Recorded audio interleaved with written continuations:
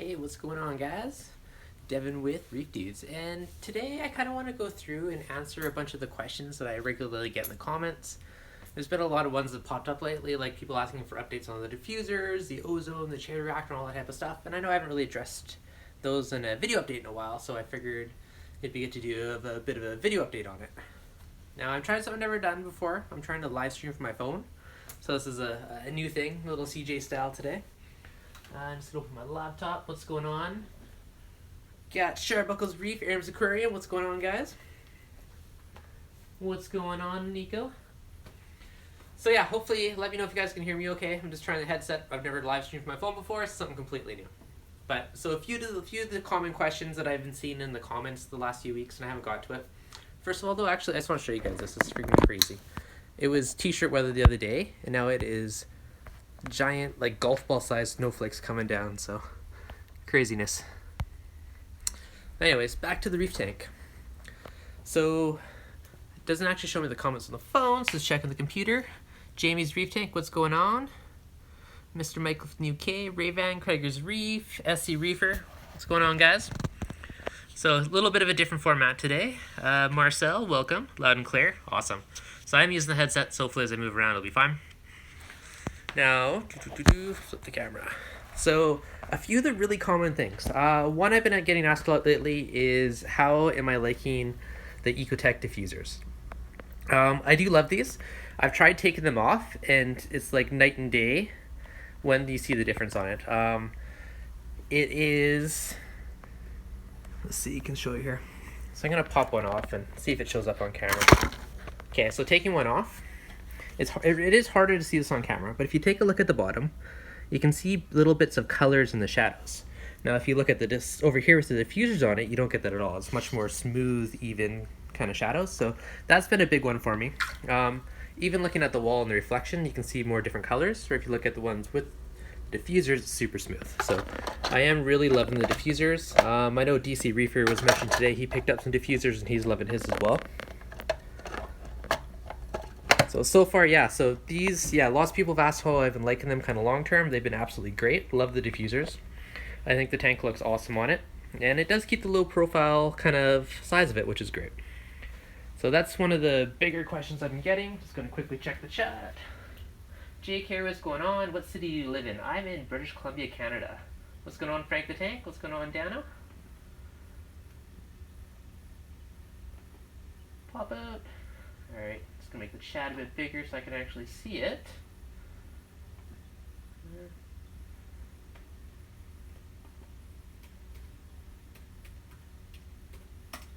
Alright, now a few other things that have been super common lately. If you guys saw some of my stream last week, I did frag some of my corals that were having issues. Unfortunately, I had a bit of S-tanning from some bacterial products I used in the tank, which sucked, but all the corals that I fragged, none of the stuff that I fragged is having an issue. So fragging did 100% save it. There's been no die-off on any of the fresh tissue, so that's really good to see. So it goes to show, if you're having corals that are S-tanning, I still have one over here when I got a frag, but you can see on the bottom of the red digi how it's turning white. So that's something that's going to need to be fragged, so I'm going to frag off some of those branches later and just make sure I have some for backup. But fragging it is 100%, you know, the way to go to save the coral, and it works on most of them. Thanks, looking good. Thanks, Jay. So it does suck if you get S-tanning, but that is something that will save it. Let me go grab my little top-down viewer. Yeah, so you can kind of see any of the stuff that was fragged has been doing well. No extra die-off. Everything's been happy. That was the biggest one, which is a pretty big chunk, so I kind of split it and threw half on the opposite side of the rock over here. Now another question that I've been getting a lot, Chaeto Reactor. So speaking of the Chaeto Reactor, I actually cleaned it yesterday for the first time in far too long. This has been doing pretty well. You can kind of see I actually gave it a bit of a vinegar bath to clean it out and threw a bunch of Chaeto back in. I have heard a few things of people online saying where they've had reactors have cracked. Now I know some reactors, there's two types of acrylic. One of it's cast, one of it's extruded. I don't honestly know which one is which with this one. This is the Vertex one I've been using. It's been working awesome. But some of the thinner, cheaper ones, there has been a few issues with cracking out there, so something to just kind of keep in mind. Let's check the chat. What's going on, Cruz? The question, me and my fiance just upgraded our tank, and do you know any Reef safe triggers? Why, yes I do. So in here, I have a blue throat trigger. This guy has been absolutely awesome. I've had him for over a year now anyways. He has been perfectly safe. He hasn't touched any coral. He hasn't touched any of my bigger inverts. I did have a couple sexy shrimp. I kind of think it was the band guy that disappeared a long time ago. But the blue jaw trigger, he's been model citizen. He's been great. So I would highly recommend them if you do want to trigger fish. Laptop up. So Ecotech Diffusers are great. Ecotech makes some awesome products, but it's Apple of the aquarium industry. Yes. I definitely love those diffusers. Big thing for me too is they're thin. They don't add much bulk. They still keep the lights looking sleek, which is the big thing. And the color blending is absolutely awesome. Tank looks great. Few people did comment like, yes, you have to bump up your power a bit. I think I raised mine about 9%. So it really wasn't a big deal at all. Instead of 45, I'm running at like 53, 54%. And that gave me approximately what my previous power output was. So I did power test it to figure that out. Thinking of getting 2 XR15s on a Red Sea reefer. Great choice of lights. I highly recommend them. Give it a go back. Cut off the white part, give it a chance to grow back. Yeah, no, definitely. If you are fragging something to try and save it, I try and do at least a 1/4 inch. I try and go to about 1/2 inch above where the white chunk is, just to make sure none of that bacteria stuff will spread to the rest of it. Even still, you can see on here, like that's the chunk I took off. You can still see there's tons of good flesh on there, so that might grow back, but the bottom of half it's still white where it was affected. So I mean, it may very well recover, and if it does, then that coral will just kind of grow back over itself. So Chaeto Reactor, yeah, so that's been going awesome. Just that note, I just want to throw it out there because I've heard a couple comments in the past of people who had reactors that cracked on them. Now another super frequent question I've been getting is, how's the ozone running? Am I still running it? Yes, I am. So on here I have my little ozone generator on the side, and this runs for 3 to 4 hours at night. I run it on a very low setting, probably around 20 milligrams-ish, I'd say, on my larger tank. Now, on that, and I also have it flowing through these kind of silica beads. And so what it does is it will dry the air. Now, they turn pink, which means they are getting a little bit used up. You can throw these in the oven and recharge them. This does work well. My only complaint is it seems to get burned up pretty quickly, so I don't dry it as much as I should. But for the most part, it does the job. Started a tank 3 weeks ago. Ammonia dropped, just reading the chat, to 0.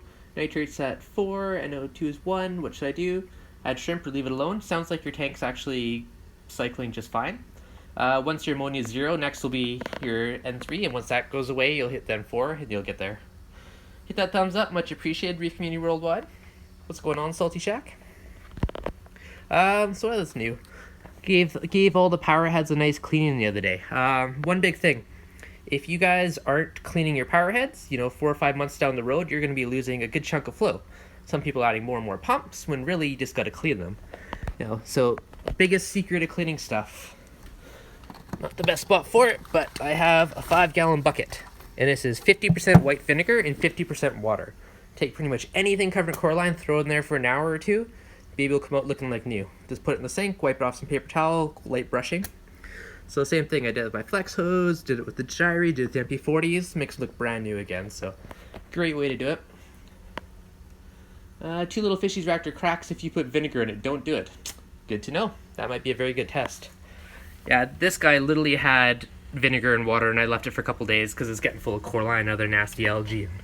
So put in some fresh Chaeto and give it a good cleaning, so now it's looking good again. Other most common stuff, a lot of people are asking what rock I'm using. So the old rock, all my original stuff, was the Key Largo, I think it's Key Largo rock. Marco Key Largo rock. The new stuff that I've been using for the Nano is from Carib Sea. It's called the Life Rock Shapes. After the stream, I'll throw a bunch of links to the stuff in the comments for anyone rewatching it. But this stuff has been great. It's kind of purpled. So it gives it that live look, so your tank's not bright fluorescent white, which is kind of cool. It does have a live bacteria on it. It's dormant, so once you get it wet, it'll start cycling itself in a way and start becoming live.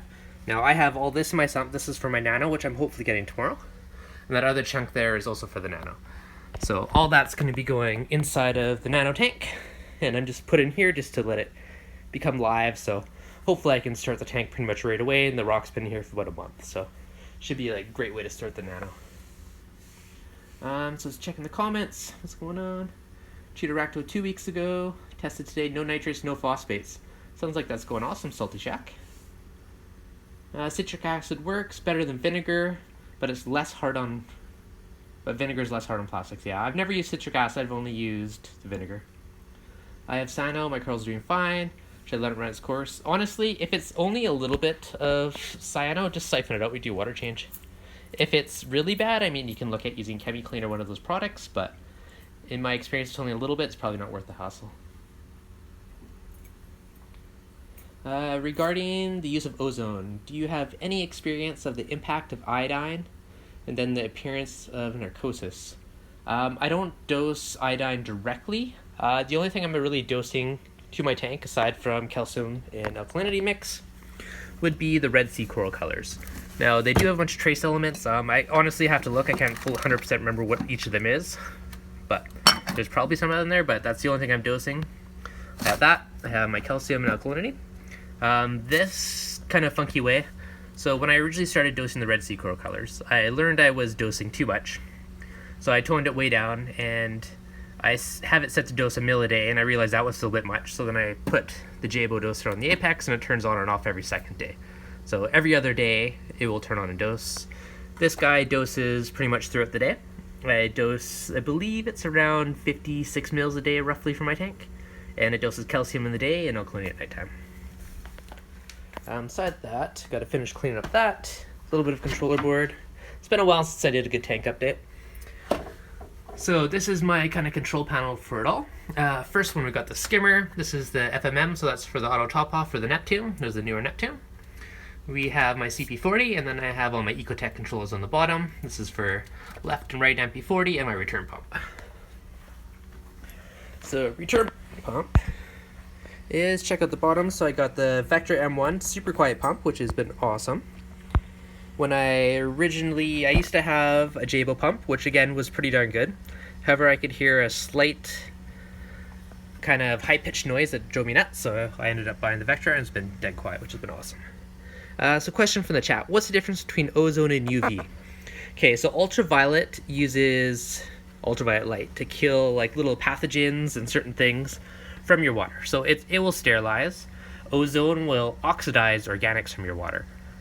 So in general, UV is better for killing pathogens, fish diseases, that type of stuff. Now, if you go too small with UV, it's not going to be effective. You need a fairly big UV unit to really get the biggest bang for your buck out of it. And that's kind of one thing that I see fairly common is people miss that, and they're really not getting much benefit out of it. Now, ozone. So when you have oxygen, you have like O2, and they bond together. Now, O3, you're basically using static to break up the oxygen molecules, and that extra oxygen molecules can be floating around the air. And it's going to attach to whatever it can. It's very unstable. It wants to find something. So it's going to attach to organics, and it's going to break that down. And when it breaks it down, it's going to help it remove it from your water. It'll help your skimmer take it out really easily. The biggest benefit for me with ozone is it gives you really good water clarity. It can be, I don't know if you can see through there, down there. If I didn't have the black on the tank, you'd see. But I mean, it's crystal clear right to the end. Huge thing for that, which is really good. Video looks great. What's my bitrate? I have no idea, CJ. If the app tells me, I'll find out after for you. This is the first time I've actually tried doing this on my cell phone, so whole new experience. But I figured it'd be kind of a fun way for an update. 52 watching, only 27 likes. Oh my gosh. If you guys are enjoying this, make sure you hit that like button. Always appreciate the likes. Makes me happy. What's going on, Rip fam?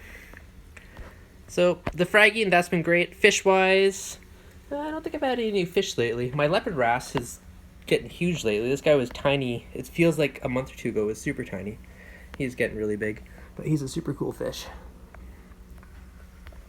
So yeah, if you guys have any specific questions about the tank, let me know. And Scrolling up. So hopefully that answers your questions on the difference of ozone and UV. No Hangout link yet. Right now I'm just doing a kind of an overview. Alright guys, so hopefully that's coming through. What calcium, alkalinity, magnesium supplements do you recommend? Honestly, I think most of them are the same. You may have a little bit of a difference in maybe how pure they are. The stuff I'm using is bulk, so it's probably not as pristine as it could be. Have I ever battled a bryopsis? I have seen the tiniest little strands in my tank at one point in time, and I've sucked them out. So I've never had a big issue with it. But any little bit of algae, I tend to try and eradicate it right away. So hopefully it's been kind of more preventative than anything else. Want to see the flow. Okay, so the flow's turned down really low right now. One of the complaints or issues that I've had with this tank is my water level is very high, which looks awesome, but doesn't leave you a lot of room for waves. So I can crank up my pumps a bit without it, but if I turn it too high, usually when I have my mesh top on it, it's sticks to the mesh and will suck into the water and it drives me nuts. So that's kind of the one thing. So when I do Rev 2 of this tank, I'm going to have a bit of a lower water line so I can get more wave action going. But I normally try and get it kind of rocking back and forth. So what's going on? So I got Rip Van, Caesar, Mr. J, CJ's Aquarium. Yeah, so no big thing with bryopsis for me. I've had little bits of hair algae once in a while, and those I'll tend to take out right away. There was a little chunk on one of those corals. I think I might have broke it off to get rid of it. Big thing for getting rid of algae too. Hydrogen peroxide. This stuff works great. A little bit in a syringe and sprayed on that algae, and it will, for the most part, kill it. Anyone else only seen half the video? That may be this. Here, let's see. Hopefully that's back to normal if I did. Yeah, nice trick with the cup. What's going on, Daily Reefing? Another great thing. Anyone want to take photos or do videos of the tank? These little viewers are like 20 bucks. You can actually see in your tank. You don't have to worry about the waves. Get kind of cool top-down shots. Love the setup. Thank you, my Reef Life. Much appreciated. Give you guys a little bit of a top-down view. But yeah, these things are great for taking photos. Stream good on my end. Excellent. Resolution not showing full stream. Hopefully it's working now. I think I might have buggered it with the app. This is the first time I've ever tried using my cell phone to stream rather than a desktop, so whole new experience. But yeah, I fragged up. If you guys were watching the stream last week, I gave the chalice a good fragging because it was overgrowing the edge and it was starting to sting the two Monties, the Rainbow Monty. So fragged that guy up. I pretty much sold all the frags already, so that guy actually went pretty quick. But as you can see, it's healing up pretty fast and it's already starting to grow over all the edges we cut. So that worked out pretty well. What's the best spectrum for taking photos? Great question. Great question, Jay. So what I tend to do is drop my app down, or drop my spectrum down from anywhere from about 10 to 12,000 K. Be careful when you move on Wirecast. Go 3 on the top of each other. Yeah, I think that's what I did earlier. So if you guys have the Radions, which all you guys know I love, I will give you a quick preview on that one. You can open the app. Here, let me open my iPad and I can screen share it. Alright, so if you guys have EcoSmart Live, you can open the Radion app, and right now I have it at 12,500. So generally, you just open the app, drag it down, and just drag the slider wherever you want it. Usually anywhere from 10 to 12,000 whitens it up enough that it shows properly on camera. If you do any higher spectrum, sometimes it gets blown out the blues. A DSLR camera can handle a bit more, but cell phone cameras usually can't handle all the blues. Shared the stream on Facebook. Oh, much appreciated there, OG. Nasty Nemo loved the diffusers, and so did the corals. Excellent. Mine are definitely digging the diffusers. They are nice and sleek. So yeah, no, definitely digging them. I took them off one day for fun, just for like an hour, and I was like, nope, diffusers are going back on. It gives it just such a nice look. Best way to get Coralline algae. If you want Coralline algae, the best way is to go find a buddy, find a friend, somebody with coralline algae in their tank, go grab a rock of it and just start scrape it on your rock or spread around your tank. It will spread on its own. Like on my back wall, like little chunks of that. I mean, if you scrape that off the razor blade, you need to introduce it into a tank. And once it's in the tank, it will start to spread that way. So literally, if you can get your hands on some, just take a razor or something, just scrape it off and let those little chunks go around your tank, and it'll start to spread on its own. You also need to make sure you have a decent amount of calcium when you're doing that, because not alkalinity, because like a coral, it is growing a skeleton, and it's going to start growing around the tank. Hold down the screen, hitting the reset, and then save. Alright, reset. Oh, there we go. Thanks, CJ. CJ, if you haven't seen him, CJ's Aquarium, he is the master of the cell phone videos. I give that guy mad props because he films all his YouTube videos on his cell phone. And edits them, and live streams, so he is definitely the master of the cell phone content. And he has that buttermilk voice, if you haven't seen his channel. Go screen back, frame. Alright, so it looks like the video should hopefully be back to being good right now. Powder blue, this guy is probably one of the bigger fish in my tank right now. He has been doing great. His name is Bob. I don't know how he got the name Bob. I think it came from Instagram. I was asking kind of a vote. He has been a great fish. Not an ounce of white spot on him. No ick, nothing. So that's been really happy. I wasn't actually planning on adding any more fish to the tank, and he literally showed up in a bucket on my doorstep needing a home, so I added him, and he's been great ever since. The yellow tang was being a bit of a bugger when I first added him. I did one of my videos you guys have probably seen, but I did the mirror trick on that one where I had the mirror on the side of the tank, so the yellow tang was being aggressive towards itself. And, you know, he's trying to beat up the side of the tank and the mirror in his own reflection, which gave the powder blue a bit of time to settle in, and now, you know, he's kind of the big boss man of the tank. Every once in a while, yellow tang, which is his name is Miss Kool-Aid, because he's like, oh yeah. But, so he'll pop in and he'll still be a bit of a bugger and flare his fins, but overall they're pretty peaceful together now. No prob, saw your video on the free 180 bow front, what a deal. I actually went to his house the other day and filmed an update on that one. My buddy's tank with the 180, I helped him move it a few weeks ago, and then I was feeding his fish, I went over and just filmed some video, so whenever I fix my PC, I gotta edit that one and do a little kind of montage of migrating from one tank to the next and how it's looking now. But yeah, his tank's looking awesome. It's pretty much double the side for him. So question, would you recommend diffuser? I'm trying to get a little broader spread on XR30 Gen 3 over 93 cube. Nope, I definitely would. What gen of lights do you have? Do you have the Gen 3, Gen 4? Gen 3, sorry. Okay. I would Gen 3, if you're using the wide angle lenses, I would add the diffuser too. You will get a little bit better spread from the diffusers, and it gives you a very nice look on the tank. Like if you look on the wall right now, you kind of see it gives you that nice line of a cutoff from the light diffusers. Now if I pop one off, super easy to install too, by the way, just click on the magnets. You can kind of see like you lose that nice light thing, it kind of scatters it a bit more. So it definitely gives you a nice wide spread, just showing exactly how it is. Get this back on.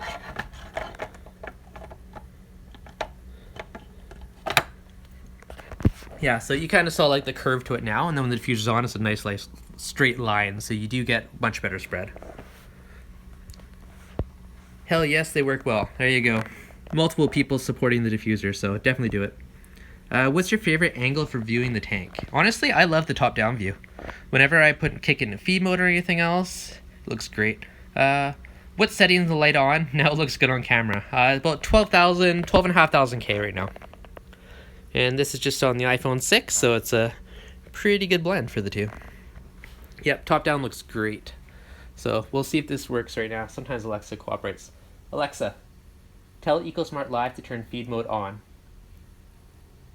Okay, your lights are now off. She doesn't always listen. Okay, let's go back to normal. I'm just going to kick off feed mode.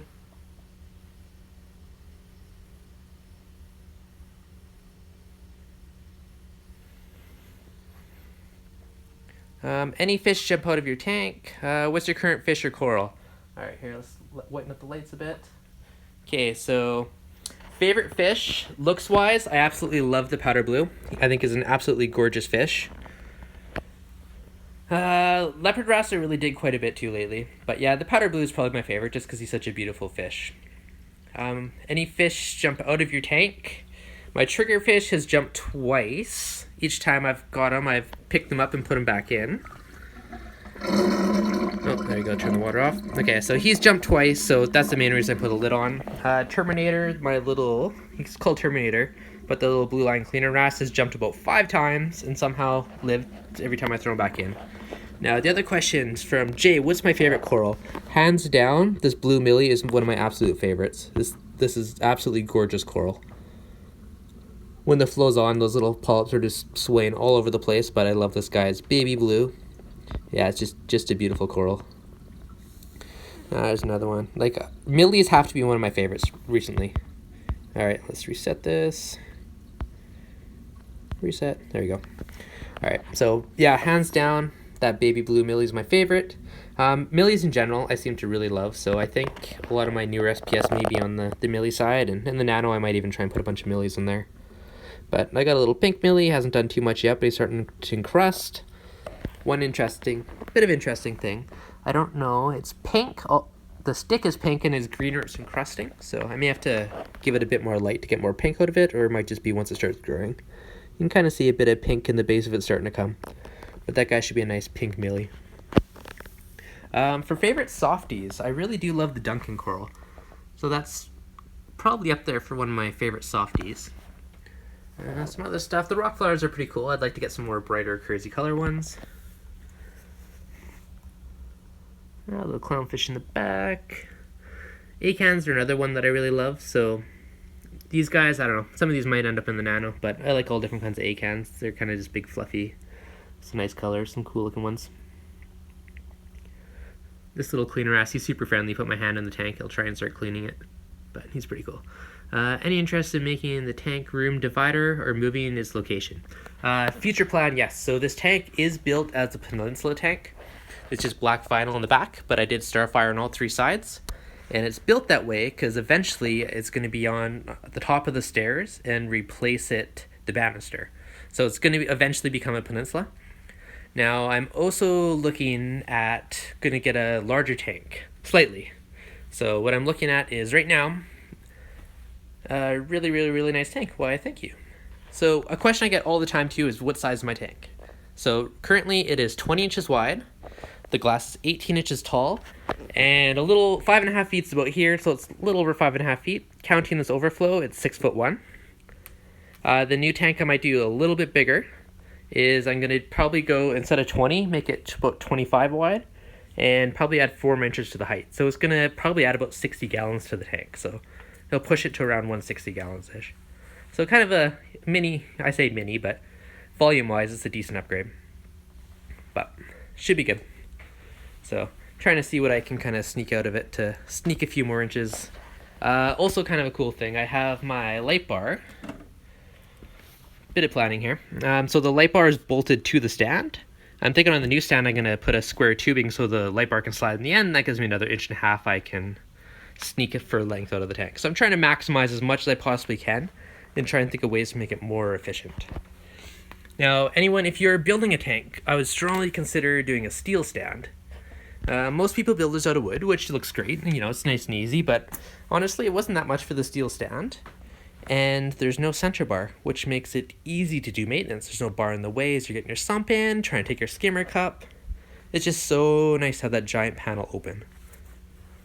So if you guys are doing it, I'd strongly consider it. I did 2-inch steel instead of 1.5 inches so that it had that strength to span the length and not have to worry about putting any supports in it. And that's been one thing I've absolutely loved. For drain systems, that's another one I get asked a lot. So I have the Bean Animal style, so I have a full siphon, I have a open siphon, and this is my emergency drain. Now, as most of you probably know, I'm obsessed with quiet tanks, so this is one of the quietest overflows. So your full siphon goes down into a gate valve, and you tune that so the water just trickles down the second pipe. So that one's doing all the work. The secondary one does a bit of work, and this is just an emergency. And that lets you keep it super quiet. Also, you want your drain lines to exit underwater. If they're above the water, you're going to get that kind of waterfall sound, where if they're underwater, it's going to get rid of that. Another big thing, too, to consider, as all you're doing your water drop-offs, try and make them less than about 1 inch or so. because if it has to waterfall too far, you can get noise. Where on these, you can see like my original one was much lower. I raised it up just so I could get rid of the waterfall sounds. Now in this chamber too, I also put black acrylic on both sides, and I did that to just kind of stop the light spill. So let me just brighten that up a bit.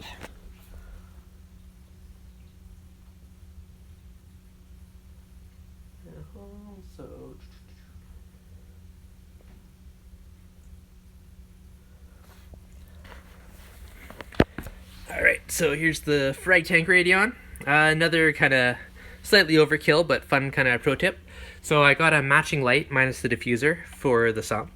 I did this so that I can tune my frag rack, so it's exact same water, exact same light, and pretty darn close in par. That way I can move stuff in and out of the tank without really worrying about it affecting anything. That way there's no shock to the corals, everything's the same. So that's made it really easy. So a good way if you want to do, you know, a frag tank, hide it in your sump. Same water, same dosing, same lighting, everything. So woody, I build my stand wood, I like it, but my next tank will have a steel stand. Yeah, definitely Krieger. It's definitely the way to go. One thing actually, Caulerpa's randomly found its way into my sump. When I went to Mexico to get married before, I know there's like a tiny little piece that I had somewhere down below. I came back and there's this big huge string of it inside my tank. And that was probably like a month or two ago. Now I got tons of ice, give a big handful away, and I just let it grow in the corner, and it just grows off whatever the spill light is from the Radion, but the stuff grows like crazy. So between that and the Chaeto Reactor, it does a pretty good job. Another thing I'm strongly debating, which I may do in the near future for the new build, I have my single vector M1. We were talking about flow a while ago and redundancy.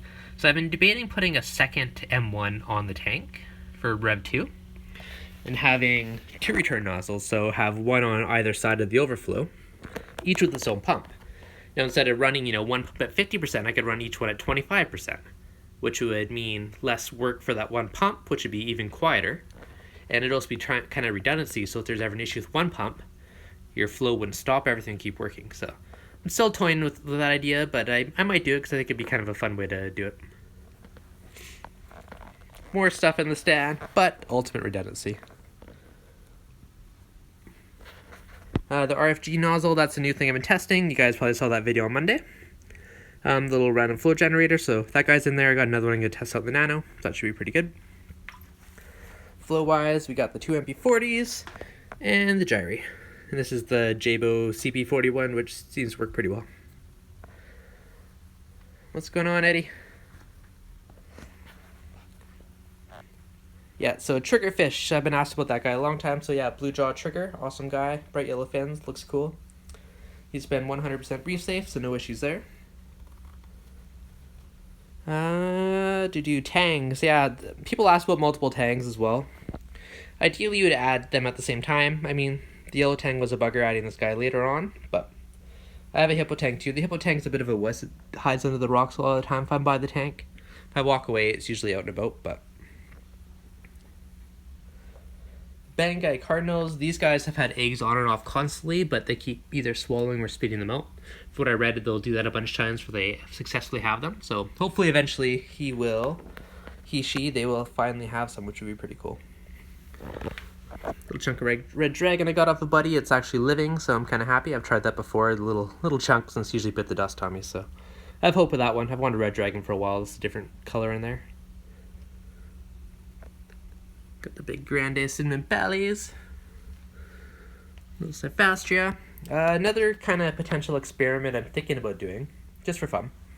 I got a yellow sponge, which some of you guys may have seen. I threw on Instagram a while ago.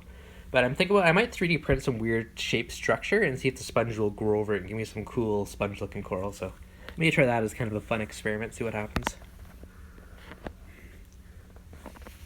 That little starfish in there.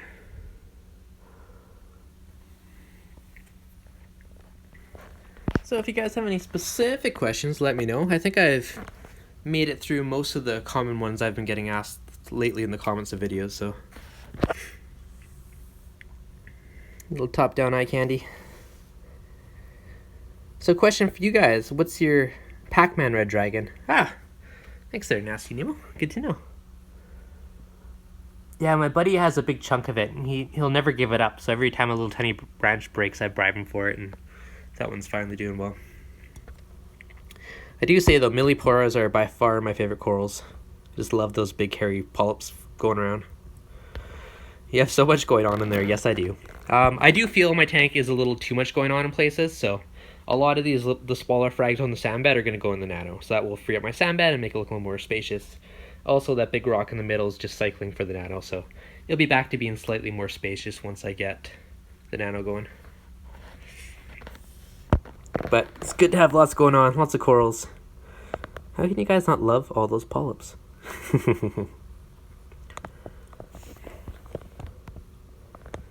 Yeah, it's a blue matrix. Yep, so far from last week's live stream when we did all that fragging, all that stuff's been great. No new issues. And my favorite coral is still safe. Yay.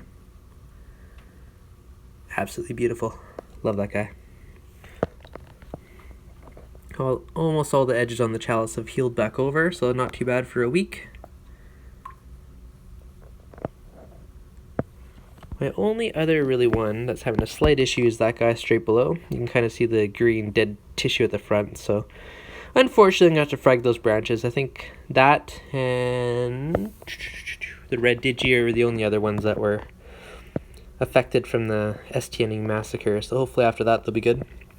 Another kind of funky thing, look at the orange in that one bottom left polyp, just how stuff morphs over time, the colors of the zoas. Exact same zoa, you know, some are green dots in the center, some are turning really orange. So it's kind of cool to see how different stuff will morph in your tank.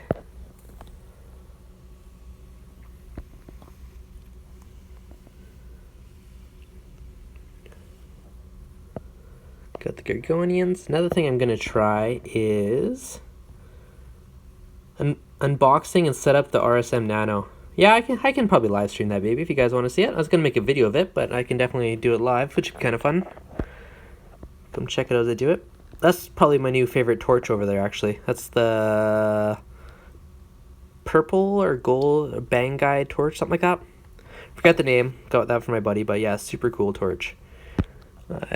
Under the normal lights that are more blue, it gets really kind of purpley, and then it goes to bright goldy tips, which looks really neat.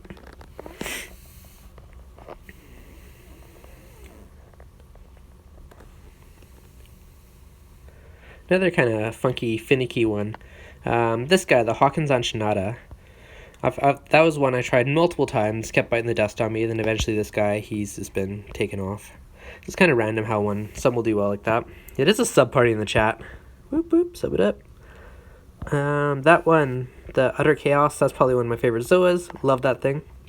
And it's been growing really well, so I'll probably throw some of the nano and stuff when I do that, but super speckly, super cool one. Overly priced, but it does look really cool, so semi-understandable. I got one of those little Dunkin' donut-y corals. Not Dunkin'. So, my soul one of those. Scullies, thank you. Yeah, otherwise, other than STNing, everything's happy in the tank. Nem looks like it's thinking about splitting soon. You can kind of see the divots on either side, so probably in a couple weeks now we'll split. What's going on there, Matt White? Welcome. Upgrades are getting close. Upgrades are always exciting. I think springtime in a couple months I may have to sneak an upgrade in. So thankfully this guy, when I first added him, he was down on the side down there. And he didn't move for ages and ages, and one day he moved up here. But he's been staying roughly in that same spot. He split once, so I just took out the other half. I got to keep him fairly small so he doesn't get the other corals around it, but it's nice to have a bit of movement up there. Never trust a reefer without a video. If you guys are on YouTube and you don't have any videos, then ask why not. Just pull up the cell phone. Right now, I'm just using my cell phone. Super easy to make some videos. Show on your reef, show us what you got. Everyone loves to watch the reefing videos, so it's definitely worth it. How long has the tank been running now? Probably about 1.5 to 2 years, maybe. But yeah, I'm very happy with it. I absolutely love the tank. It's probably about my 5th or 6th tank now. I started with a 12-gallon Fluval Edge tank, was my first one. And then blue carbon reefing, what's going on? And then after that, I had a 16-gallon innovative free and a 24-gallon, and then a 30-gallon. Then I eventually upgraded to my big custom one.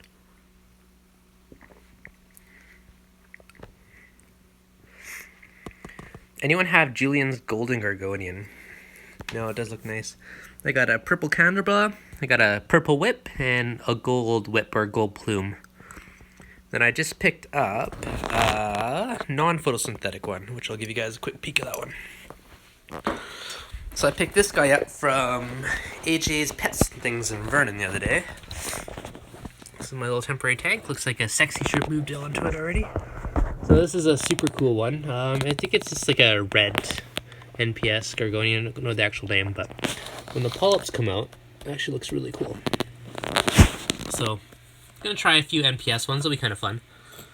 I have a little mandarin in here that I kind of semi-rescued from a friend's tank where it was super skinny in there. So I've been adding pods to this tank almost every day or two. So, which is also good for the Gorgonians. So I know a lot of the NPS will eat that type of stuff. So they like their pods and their phytoplankton blend. So hopefully this guy will do well and kind of survive. Now this guy, I don't know why, but I've been after yellow corals for a while. And another buddy had these growing in his sump. And this bright yellow sponge. So it actually looks super cool. So I might try and do something cool with that. I don't know what, but I do love the bright yellow. It looks good. The nano, so far I got a little pygmy goby. He's been good. Super cute little guy. He's super tiny. We get a little pom-pom crab in the back, and when I got him, he only had one little pom-pom. Now it looks like he has the second one. So they can actually split them, which is kind of cool. Donut coral sounds delicious, I know, right? Scully is the proper name. We also have a hyphen goby in there somewhere, hiding. What's going on, Easy Reefing? I have no idea what those weird little circular spiky sponges are in there, but I don't know. Yellow one's cool. A couple little miniature feather dusters in there.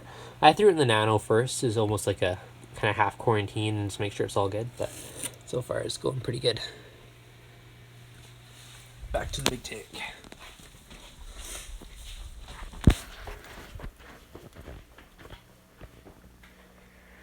Mr. Easy Reefin', how are ya? And Steve. Coral-wise, got a few other ones hiding back there that I always forget about. Got a green torch, a bunch of these orangey yellow mushrooms, little orange setosa, and a few different guys. Another one I asked a while. Some people ask sometimes, what are my oldest corals? I've had this guy, who's half buried in the sand, probably since my first tank, years and years ago. There's that little square in the middle, and there's a big rock he's on right now. It's encrusted, and I've had a few chunks on different ones. I've had that guy for absolutely ages. Watermelon zoas. These are probably one of my first zoas I bought many moons ago. And they're still going strong in the tank, so they went from about 5 different things.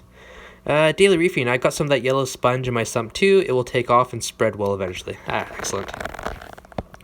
Yeah, so I don't know what, but I want to make some kind of a cool structure or some funky shape for it to grow over top.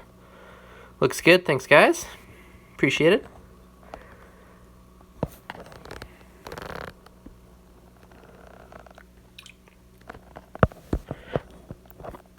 That one is a big blasto. A lot of people ask me what that one is all the time.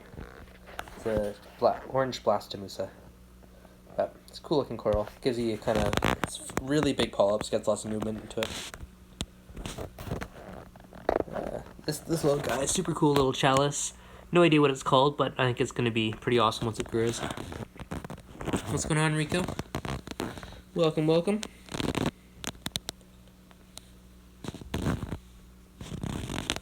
Another little colony of Rastas. They're doing pretty good. Some of these guys too, another thing too, if you saw corals look like they're a bit alive, don't throw them out. This guy was almost dead. There's the tiniest spot in the middle, and now I have, 2 decent heads that have grown back out of it, so you never know what's going to come back. You need those zoas. Rastas, I don't know where you guys live, but these guys are pricey. I think I paid $10 a head or something, $20 for 2 little heads many moons ago. Now they're finally growing, they're doing well. Pavona, cactus coral. Oh, and that's a little splash of color. These guys have crazy long tentacles. This one's amazed me. This is the Miami Hurricane, the one I fragged. I've seen like 3-inch tentacles come out of this guy, which is crazy because they're those little tiny eyes.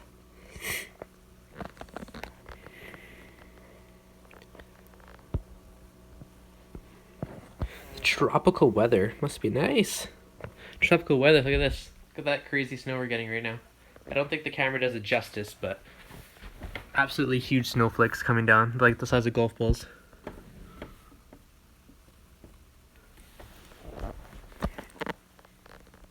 What's going on, buddy?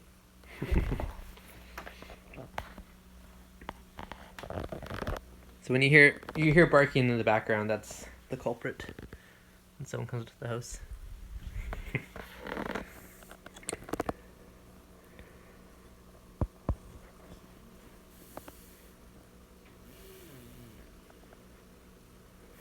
Another kind of funky thing, the difference in some corals, now mind you they're different strains, but I got this purple bonsai, tons of big bushy green polyps on it, and I have another one down here with hardly any polyps on it, but it's much more branching coming out. With this guy, little branches starting to start, but just, I don't know if it's just because it's different colonies or just the different light levels in the tank, but it's pretty crazy to see the difference of, you know, 7-8 inches up in the tank and how much par it's getting and the difference in the coral. What state am I in? I am in British Columbia, Canada, which is just above Washington on the west coast. I wish it snowed here in the winter. I'm not gonna lie, I do like the different seasons. I do love snowboarding, so the snow is a lot of fun. Gives you something to look forward to in the winter.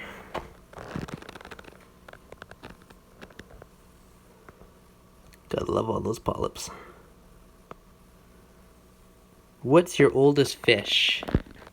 The one I've had the longest would be probably one of my clownfish, which was my first fish. And he's been through about 4 different tanks now. And it's the big one right in the middle. It's kind of lazy, just lays in its coral. I threw this quote. There's, you know, anemones in the tank. Doesn't care. But if you go touch its coral, oh, it'll nip you or whatever. It's very defensive over its coral. It definitely is its home. It kind of amazed me too how one will stay so small, the other one's just huge. So you definitely tell which one's the dominant female. But yeah, so I've tried to frag this a couple times just because I don't want it to get too big. But yeah, it just at nighttime I sleep in there. It's like a hammock for them. But yeah, they're cute little guys. So clownfish is definitely my oldest. Aside from that, what else have I had for Blue chroma's been there for ages. Bang guys I've had for ages. The azure damsel, blue and yellow guy, that's one I've had for a while. Yellow tang I had when it was pretty small. It was originally in my 30-gallon tank. I think that's it for most of my original ones. I started with a fairly small tank, so I had a lot of smaller fish. And as I upgraded, it kind of went. Any trick to get extension, getting polyp extension on the Millipora? I've had huge extension like yours for years now, about half what they were. Good water flow is a good chunk of it. Good lighting, kind of like the basic essentials.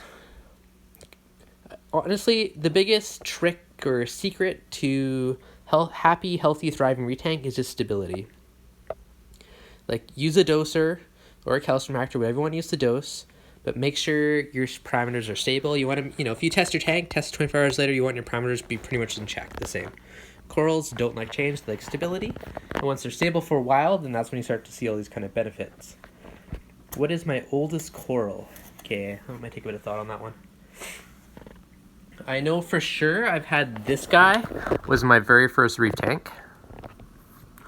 So I've had that guy through about 4 or 5 tanks now. I've had... What else has been here a long time? The watermelon rastas was probably the first Zoe I ever bought. Not too far behind it would have been the rastas. Those orangey guys, alpha maggots, had those for ages. Lots of food for the millies. So I don't really feed my corals directly that much very often. What I do feed, I feed my tank mysis pretty much daily. And usually, so I never rinse my frozen food ever. I don't bother. I throw it in a measuring cup. I'll take some water in, and then I'll throw my frozen food in. I'll give the big chunks to the fish, and the little stuff I literally will just dump in the tank and let it float around and broadcast feed. So almost every day I feed the fish. Any little bits left over or get broadcast fed to the tank. Some days I'll take the little Julien's thing and squirt it at a bunch of the corals. And that's kind of my way of feeding them directly. So that's really what I do. So I mean, they probably get fed, not tons. Every once in a while I will feed the corals directly, but for the most part they just get broadcast fed on a daily basis. But yeah, other than my bit of STN that I had to deal with last week, aside from that, everything's been super happy in the tank.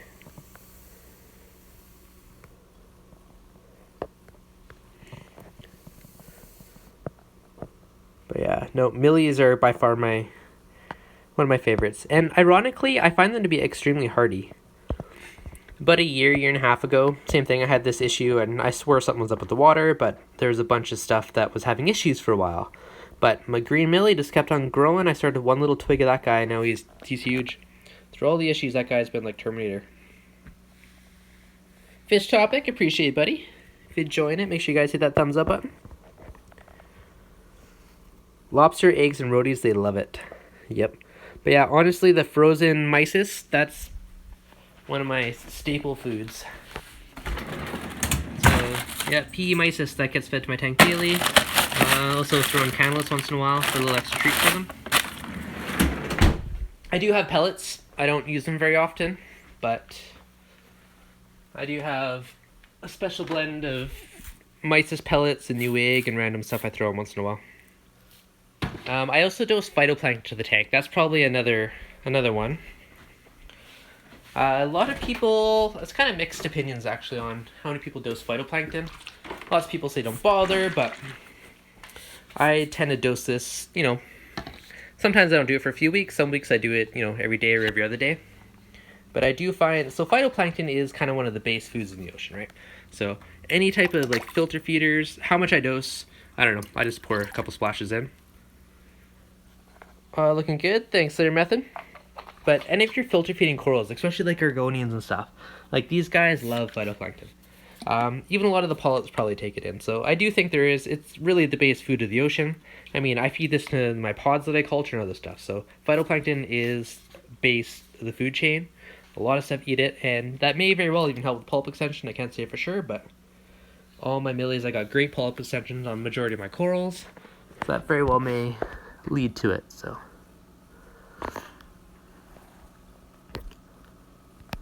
Call me Rip Dave. Rip Man.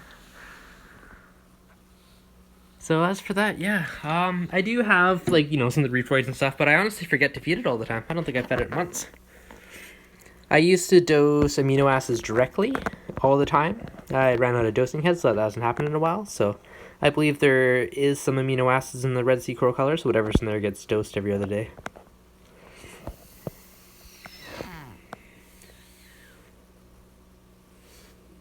Lots of happy polyps.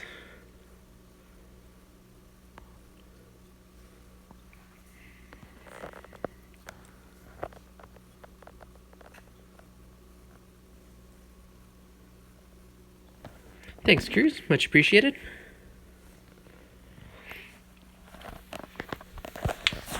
Speaking of Cruz, Miracle Mud's another semi-new addition. I did nice lovely acrylic trays in the bottom, so if I ever got to swap them out, it's nice easy to do. I have a bunch of trays going across the bottom. I think I got 3 this way, 1 in the back, and then another layer on top. So that's a little more magic. I have a little bit left I'm saving for the nano. So a little mud everywhere. Another question I see a lot is, people ask Miracle Mud for Fiji mud. I personally, I'm running Miracle Mud. And oh, there you go, look at that even frag in the sump. Look at all those polyps. Look at the end of that one too, it's extra huge. There you go, Cruise Mates, because it's closer to the Miracle Mud. So with Miracle Mud, to me, I see it as kind of like a buffer for trace elements. If you're missing some kind of good stuff, there's some certain, unless you test it all in ICP test and do all this stuff, you might be missing certain trace elements. And you're not necessarily going to know what you're missing unless you do all the fancy tests. Thank you. I like the little acrylic trays. It took me ages to find something that looked good and fit in there. Even the mud's got to look good. But yeah, I mean, people always talk about polyp extension. Look at this little frag in my sump. Huge polyps coming out of that baby.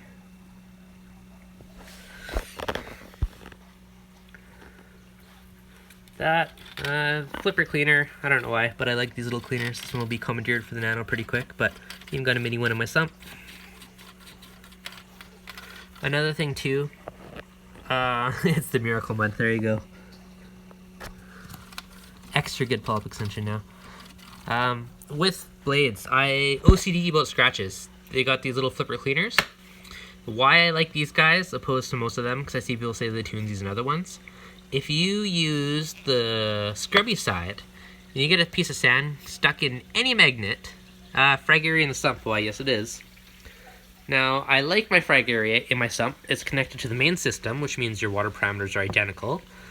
And in my overkill case, I even have a matching light, so that I can move stuff around and nothing is going to shock the corals, right? You got the exact same light, you got the same par values roughly.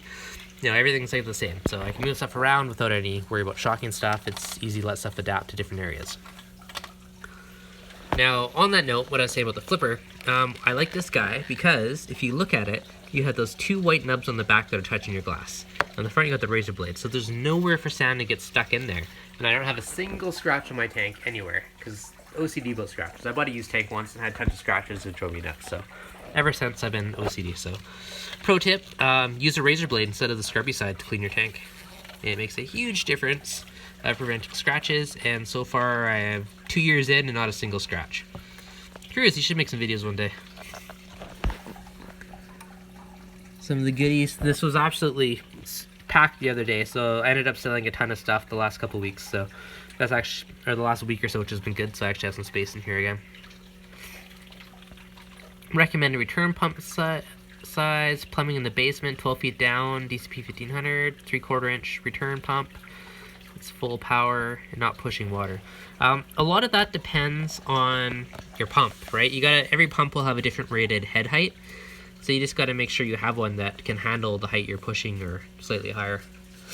You probably just need to get a decent pipe. I'm not actually 100% sure on if the pipe size affects the head height.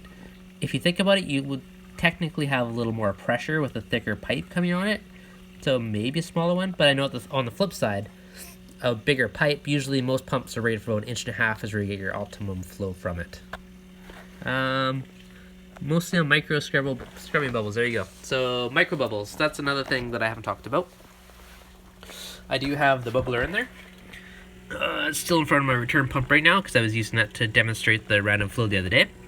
But I have a little power head back there and it bubbles underneath it.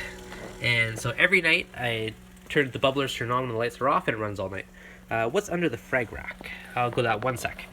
So yeah, so I do run the nano bubble scrubbing. I do have a really good video on that one too, so check it out and I'll show you that one later. I originally started doing it just because I wanted the extra air in my tank, drive out the CO2 and do a pH boost. That was my main benefit. But it does lots of other stuff, like will help remove the slime coat off your corals and will help keep your tank cleaner overall. So I do definitely recommend it. I'm actually going to go through and attempt to rewatch this later and throw a bunch of links to all the stuff I'm talking to in the description. Hopefully that'll help if anyone watching the replay. Under the frag racks is Miracle Mud. Now Miracle Mud and a cat. So Miracle Mud, like I said earlier, to me personally, I really see the benefit is having like a trace element battery in your tank. You know, yes, I'm dosing coral colors and other trace elements, but if there's a good chance, I'm not giving it everything. And whatever's missing is likely in the mud, so it can suck that into the water out of the mud to fill whatever is missing from it. Like in a hot tub, if you don't, good example, in a hot tub, if you don't have all the right balance of chemicals, it will actually pull it out of the metal in your fittings and your stuff and your heater core in the tank. So it just goes to show, like, if your stuff's missing something, it's going to pull it out what it can. In this case, it gives your tank the opportunity to pull it out of the mud. So it's kind of like a trace element battery. Like, that's the best way I can kind of explain it and how that works. Skimmer, I get asked about this a lot of the time too. I have a giant overkill skimmer, at least on my tank. This guy's huge. This collection cup can go weeks. One of these days I'm going to do some kind of a DIY net cleaner for it. Another question I get all the time is, what is on top of it? Now, I inject CO2, or not CO2 rather, ozone. So this little hose right here injects ozone.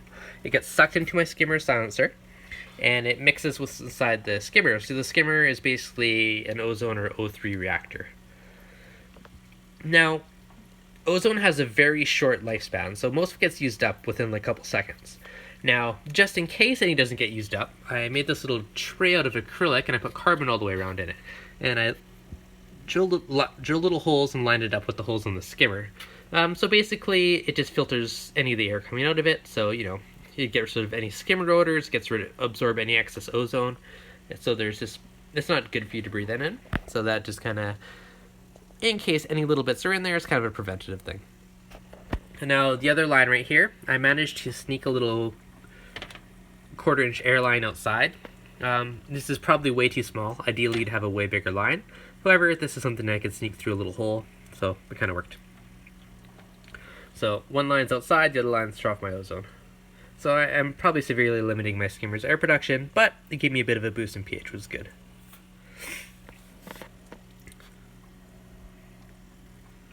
Heater-wise, I run two, I don't know if they're 150, 175 watt heaters, I don't remember. Run those. These are the Jagger heaters. Those are both on the apex. Below there, so water flows in, goes into the filter sock. Below that, I have a bunch of marine pure balls that used to be under my frag rack, but I need the space with Miracle Mud, so got that in there. Then I got a plate and some more chunks of it. So all the stuff used to be under my frag rack, but they all got moved to make room for the Miracle Mud. Now my tank's normally a lot cleaner, but I'm trying to cycle all this rock for the nano, so I get that set up pretty quick, so that's all kind of hidden literally wherever I could fit it. So the blues, the normal light kicks back on, so a little more blue on the camera.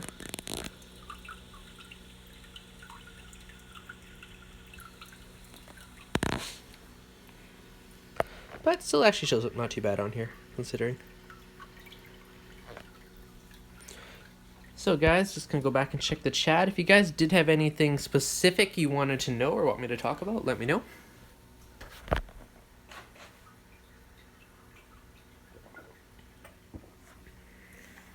Can't wait to see what ends up doing, Rico.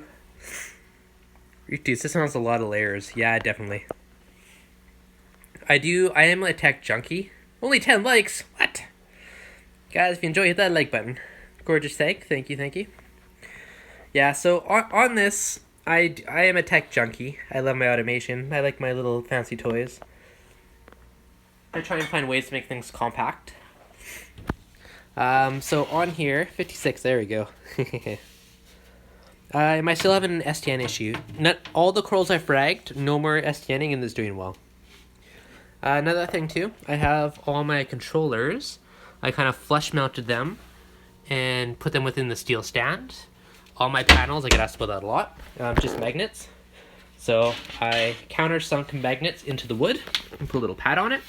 That way every single panel on my stand can just pop off and it sucks it back on. So it's a nice clean way to do it. Alright, what are my calcium, elk, and bag levels? Calcium I keep in the 420 to 450 range. Alkalinity I shoot for about 8.5. Magnesium is usually 1350 to 400. Those are kind of my targets.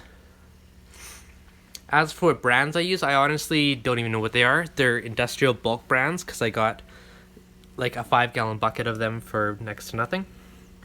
So, now to be honest, doing that, they're not the purest. I mix it in a magnetic stir and I get the odd little bit of stuff in there. So I have a brine shrimp strainer, so I just pour it through there after I mix it and it gets rid of any of the little particles in it. But it was extremely cheap and this pretty much will last me years. How long have I been using the Vectra? I've been using the Vectra for, I think I bought it in the springtime, summertime, so I'm going to say about 9 months now. It's hiding down there behind the rock. But yeah, no, the Vectra has been great.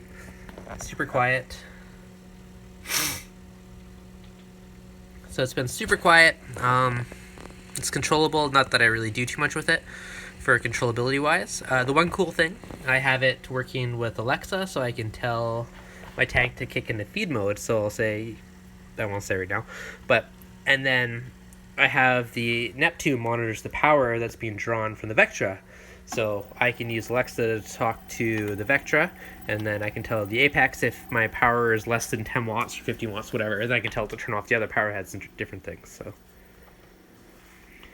what's the mag dosing compared to alkaline calcium? I don't have magnesium on a doser. If I had more pump heads, I probably would. Let's light the lights up a bit for you guys again. So I probably, every like month or so, I'll just randomly dose some magnesium. If I test it and notice a bit low, then I'll dose some. But for the most part, magnesium doesn't deplete very quickly. You could probably dose it every day, be fine. What am I feeding my corals and how often? So I don't feed them very often directly. I generally just broadcast feed the tank.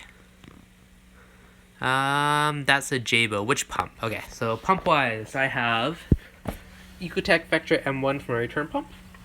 I have a Jabo DC 3000, I believe it is, which is feeding my reactors, which includes the DIY Chaeto Reactor. And I also have, if I can sneak it back there, I have those two somatic reactors that I just recently added. So those are in there. Now for flow in the tank, I have two Ecotech MP40s, and I have a Jabo CP40, which is the gyri. So it's a mix of Jabo and Ecotech for all my return and my pumps in the tank. Okay, now you're asking about the wooden air stones. Yes. Now if you're doing bubble scrubbing, you want to use a wooden, most of them are lime wood, but you want to use a wooden air stone. Now the wood ones give you much finer bubbles. The ceramic ones are going to be way too big. Now if you're doing bubble scrubbing, you want to have very tiny bubbles. You don't want giant ones that are literally the size of a pinhead, like super duper tiny. And that's a big thing, what I see people doing wrong on lime. Now when it goes through the wood, the bamboo, lime wood, whatever you're using, it makes super, super fine bubbles. So that's why I use the wood ones. Most of these are made, I think this one was like Coralline maybe. They're made for air-driven protein skimmers. Usually they're a couple bucks at the store. Are you satisfied with return flow? Yep, no, return flow is awesome. I only run it at about 50%, so easily up it way more, but you don't... Some people think you should have tons of high flow in your sump. I personally feel that it doesn't really give you much value. You want to give a little more dwell time to react with your protein skimmer and some of the different equipment in your sump. So really, it's a toss-up. I mean, it goes either way. I think you should have lots of flow in your tank, but not necessarily through your whole system. Now, if you crank it up too high, you might get more waterfall sounds and stuff. And one of my whole side goals is to make sure my tank is like super duper quiet. No flow at all when I did my leak test. Excellent. The M1 is great. Yeah, definitely. So the M1's been awesome. Banana and strawberry. Sounds like a tasty smoothie.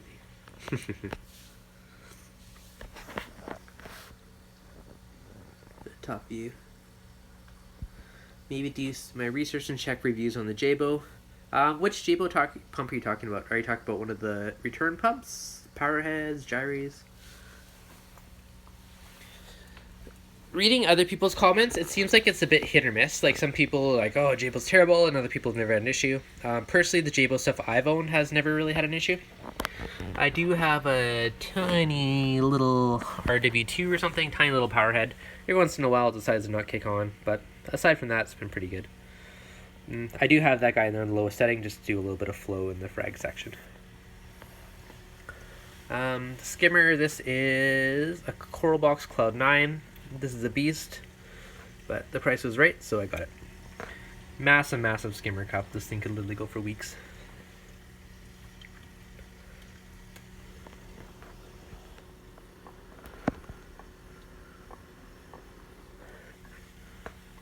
Leopard wrasse. I don't think my leopard wrasse has been named yet. If anyone has any good suggestions for a name for the leopard wrasse, let me know. Super cool fish. Love the colors on him. Do you trust the Jabo doser? I have had the Jabo doser for a couple years, and it's never been an issue. So I would say yes, I do trust it. I've had it since my 24-gallon tank, Nuvo, then the 30-gallon tank, and now on this tank. And it's been great on all of them. It's never really had an issue for me. My carbo dosing or just macro? So I did try carbon dosing for a while. I was dosing vodka, and I upped it a little faster than I should, and my yellow tang was starting to get these weird orange blotches on him. So I quit carbon dosing. Now, I do tend to have a little bit higher nitrates. They're kind of somewhere, whenever I test them, they're always somewhere between 50 and 30 in that range. My tank's always been looking good, so I've just kind of quit worrying about it.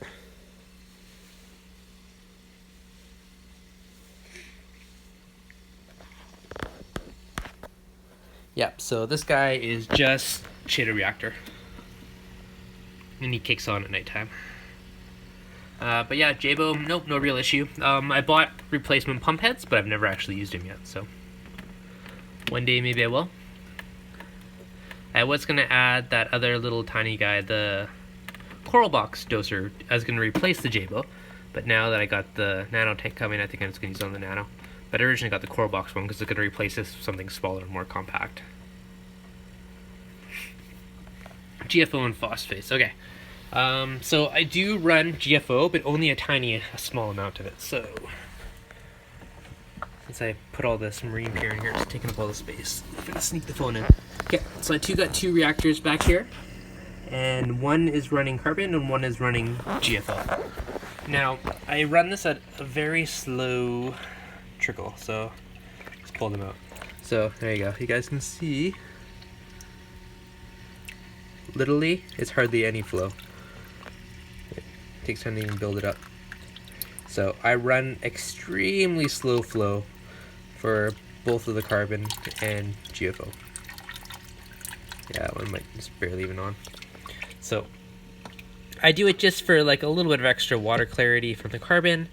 Now I do get most of my water clarity comes from running ozone. The carbon does that a little bit.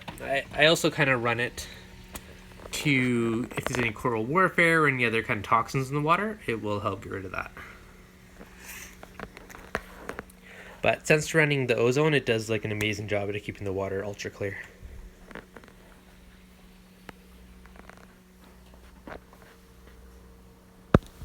Kind of see the long end, it's just crystal clear looking down there.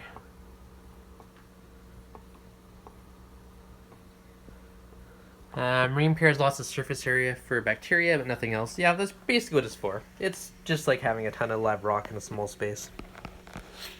And yep, it's the M1. No problem there, Rat Dog's Aquarium. How often do I test my parameters? Now, ideally, one should test weekly. Doesn't always happen. I probably test every week or two. I try and test once a week, in general. And now if something's out of line or not where I expect it to be, then I'll test daily for a bit. So if I make an adjustment, I'm like, oh, my elk's normally 8.5, now it's 8.2 or something. I'm like, okay, so I'll tweak my doser, and then I'll test the next day 24 hours later. And then I'll probably, and if it's where I want to be, perfect, maybe I'll test one more day. So when there's an issue or something off, I'll test frequently. When everything's all good, it's probably every week or two.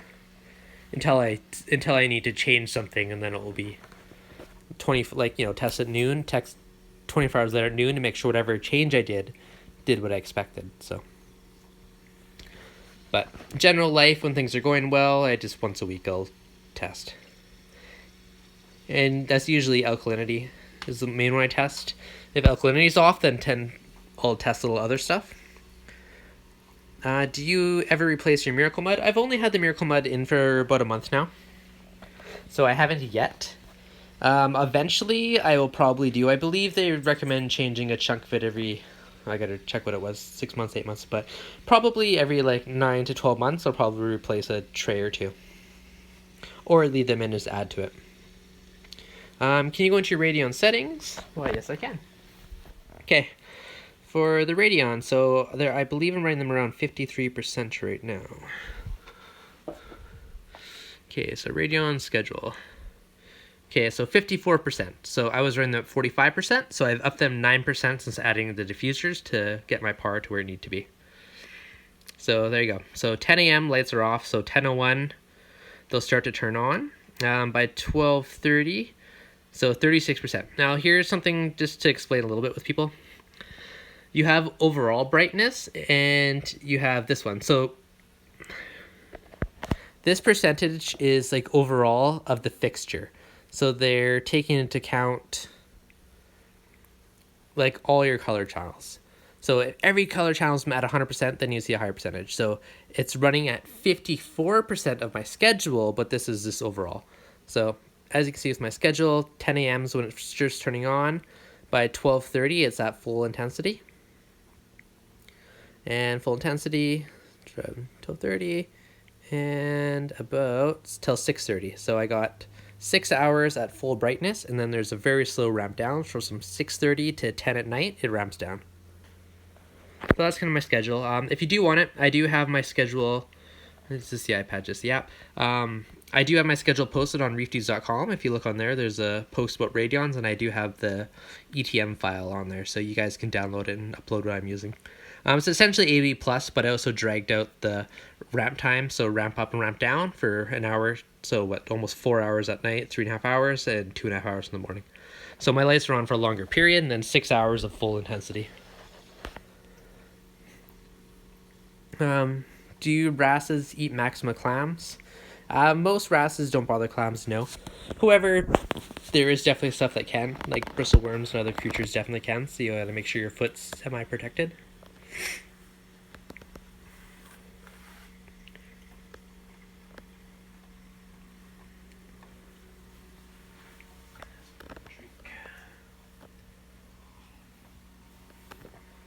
Now, that being said, I did have a clam, and something did eat it, but it was eating it from the bottom through the foot.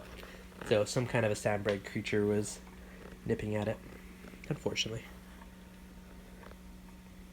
Yeah, I love that torch. You're most welcome. Thanks for tuning in there, Lone Aquarist. I was trying to think of what to do for a topic today, and then I was just trying to think, and there's all these questions that I kept getting, like, consistently in my video comments, so I figured it'd be good to just kind of do a all-over one of a bunch of the random questions I get. What wrasses would you recommend to eat pods and not bother clams? Well, I have the cleaner wrasse, awesome guy, he'll go around picking the rocks, and I also have my blue line, or sorry, that's the blue line, and I have a leopard wrasse, and same thing, he's been great. Both awesome wrasses, I like them both. The cleaner wrasse actually is more of like beneficial to the tank, like he'll go clean the fish. If I sit back and watch, I'll see him pick at the mouth of like some of the bigger tanks and pick off the side of them. So he does help keep the tank clean. If there's any little stuff with the fish, he's like the little doctor. The leopard wrasse, he'll go around and pick at the rocks and certain corals and stuff. But he, for the most part, not a huge service to the tank, he's just a cool fish. Great stream, much appreciated. What's my NO3 and PO4 levels? I haven't tested NO3 in ages. When I did test it last, good question. PO4, it's anywhere from 0.03 to 1-ish, like 0.017, I think was the highest I've seen in the last little while. I actually just added the GFO recently because I think it was like a little bit higher, but I generally try and shoot for the 0.03 to 0.07, somewhere in that range is kind of what I shoot for. Do you have quarantine procedures for your new fish? You should quarantine your new fish, yes. I have mixed feelings on that one. I definitely think if you have a tank and if you have the space, it is a great idea to quarantine new fish. The older your tank is, the more risk you have of introducing something bad into your tank. So, I mean, if you're just starting a brand new tank and there's nothing really in there, I mean, you could add your fish, and if something happens, I mean, you're not going to lose out a bunch. But, you know, if your tank's a few years old, packed full of fish and corals, you know, if you introduce something that has like velvet or something nasty in your tank, I mean, that could be devastating. So it gets more and more important as time goes on. Now, the other thing, too, to consider is where you're buying your fish. Like, I really put a lot of emphasis on making sure anything I add to my tank is super healthy. So a lot of the places where I buy fish from, they pre-quarantine, as well as I'll sit in the store for, 20-30 minutes and watch the fish, make sure they're eating, make sure there's no cloudiness of the eyes, make sure there's no spots, and all that type of stuff. So there's a lot of upfront preventative, too, to avoid any potential stuff like that. So that definitely goes a long way as well. Now, when a lot of people do like dips, and I've heard freshwater dips and stuff like that, I really do have mixed opinions on that, because I also feel a lot of that stuff will stress out the fish. And when you stress them out, they're more susceptible to having, diseases, or more susceptible to getting ick and different things. So it's definitely kind of a double-edged sword on certain things.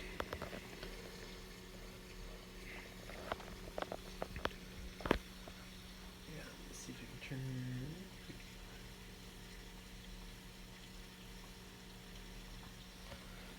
But yeah, with the lights, I do really like the shimmer that you get with the new lights. They're the diffusers. Most importantly, which is your favorite fish in the tank? I do love the powder blue tang. Can't deny it. Absolutely beautiful fish.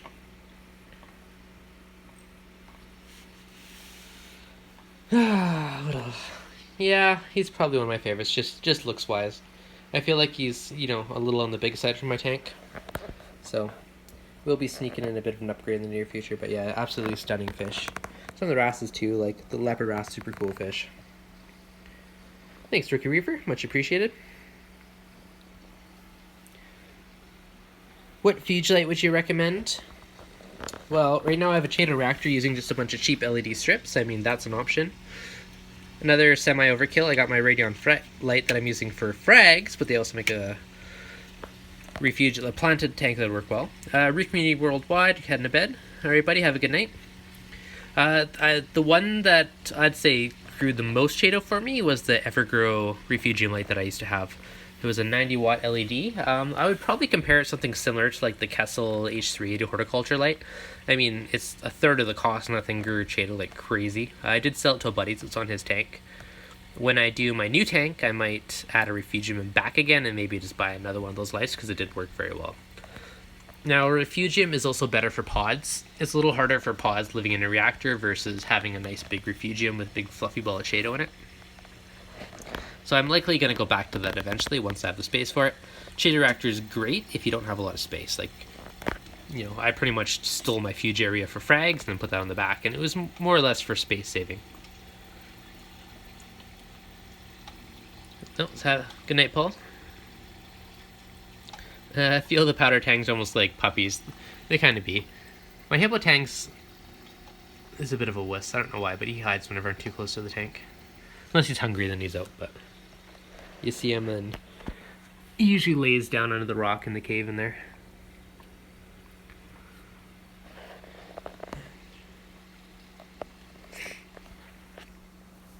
I am excited to get the nano set up. Kind of want to get some of the stuff and clean out the tank a bit.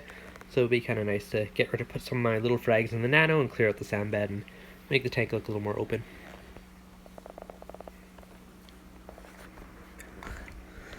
Another question I get asked a lot is, gonna add the Miracle Mud. Yes. I saved actually a little bit of the mud.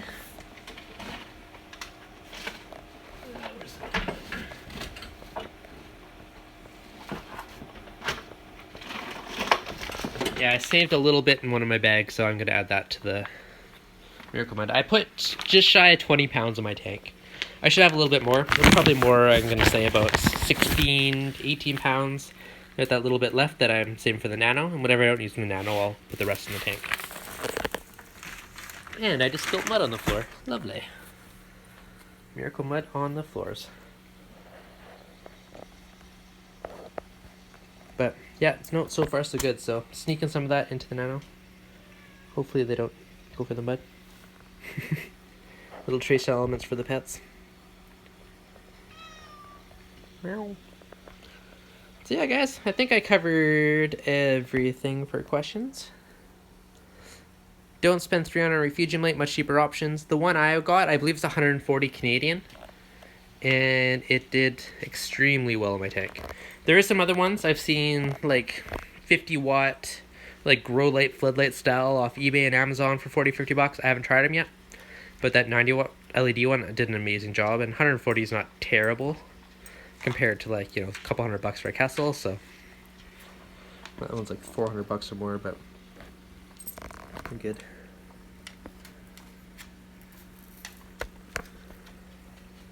Such funny fish how they swim. Just bought a UFO 150 watt. Let us know if that works, Marcel. Yeah, so far by far my favorite one was that 90 watt Evergrow. UFO, I've heard lots of people say good things about the UFO. Supposedly it grows really well. The only one little kind of complaint that I've heard about it is it can tend to be a bit loud. But it definitely works well and it's cheap, so. And I'll drop a link to that one below later if anyone wants to check it out. I'll see if I can find the ever grows well and throw them both in the feature description. Alright guys, my phone's starting to give me the low battery warning, so I think I'm going to have to... You guys completely killed my battery during this stream. Not bad. If there's any last minute questions on anything, let me know. Yep, Amazon much cheaper, it definitely is. 54 watt par 38 bulb works well. Yep, those are great ones. Honestly, just look for any grow light that's a decent wattage and it'll probably work well. Ideally, if you can get something that's IP65, 68, whatever it is, like water resistant, splash proof is better for aquarium use. Usually that's the main difference with the ones that look aquarium versus horticulture. But awesome job with the live stream. Tank looks awesome. Much appreciated. See you later, Rico. Alright guys, my phone's about to die. So I want to thank everyone who jumped on the stream tonight. It's kind of a good random stream, and hopefully I answered all these random questions I keep getting in my video comments lately. Alright guys, have an excellent evening, and thanks everybody for doing it. Give me an hour or two, I'll go find a bunch of the stuff that I talked about, and I'll add them to the links to the description. So in an hour or two when the video is processed and posted, I'll update the description. I'll try and think of all the stuff we talked about and add it just for future. IP65, perfect, thank you. And yeah, I don't know, maybe like once every like month or so I'll just do one of these random ones and just talk about updates and answer questions as we go. Alright guys, I'm out before the phone dies. Have an amazing evening, and thank you everybody for tuning in. And as always, make sure you guys hit that like button. And if you are new and have not subscribed, subscribe. And make sure you hit that bell, because really the bell is the new subscribe button these days. Alright, thanks guys. Have a wonderful evening.